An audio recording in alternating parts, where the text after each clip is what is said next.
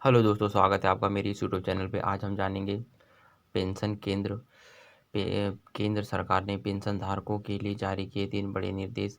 Bank नहीं कर सकते मनमानी, पेंशन धारक हो जाए सतर्क। आज पेंशन धारकों के लिए जानकर लाया हूं दोस्तों, इसके बारे में जानते हैं इस वीडियो में। आगे बढ़ते हैं। अक्सर जानकारी के अभाव में पेंशनभोगी बहुत सारी गलतियां करते हैं, जिनकी वजह से उनको काफ़ी नुकसान हो जाता है। वे सारी सुविधाओं से वंचित रह जाते हैं। ऐसे में केंद्र सरकार पेंशन धारकों के लिए समय समय पर गाइडलाइन जारी करती रहती है। इसको हर पेंशनभोगी को जानना जरूरी होता है। उसी को देखते हुए केंद्र सरकार ने पेंशन हाइक कम्युनिटेड लाइट सर्टिफिकेट को लेकर पेंशन धारकों के लिए 3 बड़े निर्देश जारी किए हैं। अगर पेंशनभोगी इन बातों को जान लेते हैं तो उनको कभी कोई समस्या नहीं होगी। तो चलिए इस पूरी जानकारी को इस वीडियो में जानते हैं दोस्तों। वीडियो में बने रहिए और आगे बढ़ते हैं। पेंशनभोगियों के लिए यह जानकारी बहुत इम्पोर्टेंट जानकारी है दोस्तों। तो अगले पेज में आगे बढ़ते हैं दोस्तों। इसमें आपको हम जानेंगे, इसमें पेंशनभोगियों के साथ होती है धोखाधड़ी, इसके बारे में। साइबर अपराधी पेंशनभोगियों को ठगने के लिए अपनाते कौन सा तरीका, इसके बारे में जानेंगे। CPAO की तरह से नहीं किए जाते हैं कॉल, इसके बारे में। जीवन प्रमाण पत्र जमा करने के तरीके, कम्यूटेड की ऑटोमेटिक बहाली और पेंशन की अतिरिक्त मात्रा, इस सभी टॉपिक पर बात करेंगे दोस्तों और इस वीडियो में जानेंगे। तो वीडियो में आगे बढ़ते हैं। केंद्र सरकार बार बार अवगत कराती है कि पेंशनभोगी किसी अपराधी के जालसाज में ना फंसे। किसी भी आए दिन कोई न कोई पेंशनभोगी इस जालसाजी का शिकार हो जाता है। ऐसे में कुछ केंद्र सरकार की तरफ से गाइडलाइन जारी की गई है, जिनका पालन हर के पेंशनभोगी को करना जरूरी होता है, जिससे उनको किसी भी प्रकार का नुकसान नहीं झेलना पड़ेगा या नुकसान नहीं उठाना पड़ेगा। सतर्कता जरूरी है।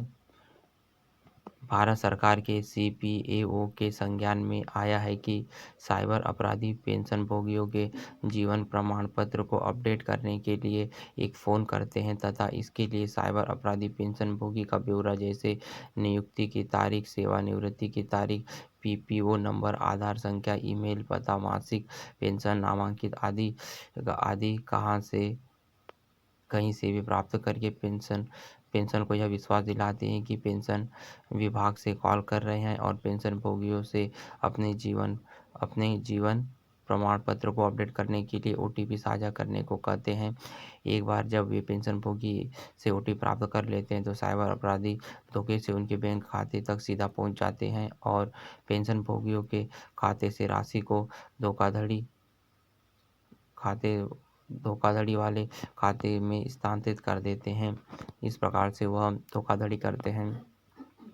भारत सरकार ने सभी पेंशनभोगियों को इस प्रकार की धोखाधड़ी कॉल से सावधान रहने के लिए आगाह किया है और सूचित किया है कि CPAO की ओर से कोई भी व्यक्ति पेंशनभोगियों को इस विवरण पूछने या OTP साझा करने के लिए कॉल नहीं करता है।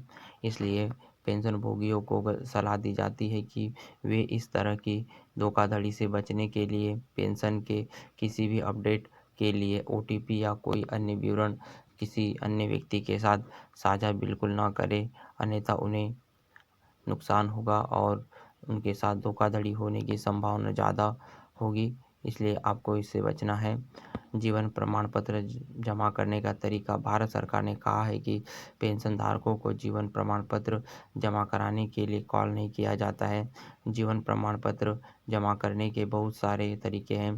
पेंशन धारक उन तरीकों का उपयोग करके जीवन प्रमाण पत्र जमा कर सकते हैं। इस संदर्भ में आपको मैं इस वीडियो में आगे जानकारी बताऊंगा दोस्तों। तो वीडियो में आगे बढ़ते हैं और जानते हैं। केंद्र सरकार ने पेंशन धारकों को सूचित किया है कि जब कर्मचारी पेंशनभोगी रिटायरमेंट के समय कम्यूटेड पेंशन बिक्री कराते हैं तो उनको एक साथ पैसा मिल जाता है। उसके बाद उनकी पेंशन में से हर महीना कटौती होती है और ये कटौती पूरे 15 साल तक होती है। 15 साल बाद पूरी पेंशन मिलना शुरू होती है। कम्यूटेशन कराने की तारीख से 15 साल बीत जाने के बाद इसकी ऑटोमेटिक बहाली होती है। अगर 15 साल के बाद पूरी पेंशन मिलना शुरू नहीं होता है तो आप सर्कुलर के आधार पर पेंशनभोगी कार्रवाई भी कर सकते हैं दोस्तों। एक कम्यूटेशन की ऑटोमेटिक बहाली के बारे में इसमें बताया गया है दोस्तों, जिसके बारे में जानना काफ़ी ज़रूरी होता है। इस प्रकार से आप अपनी पेंशन को, पूरी पेंशन को लागू कर सकते हैं, आपको मिल जाएगी। पेंशन की अतिरिक्त मात्रा 80 साल पूरी होने के बाद आपकी पेंशन में 20% की बढ़ोतरी की जाती है। महीने की किसी भी तारीख को पेंशनभोगी का जन्म दिनांक हो, बढ़ी हुई 20% पेंशन का फ़ायदा उस महीने की पहली तारीख से ही लिया जाएगा। उसी प्रकार 85 साल होने पर 30%, 90 साल होने पर 40%, 95 साल के होने पर 50% की बढ़ोतरी की जाती है।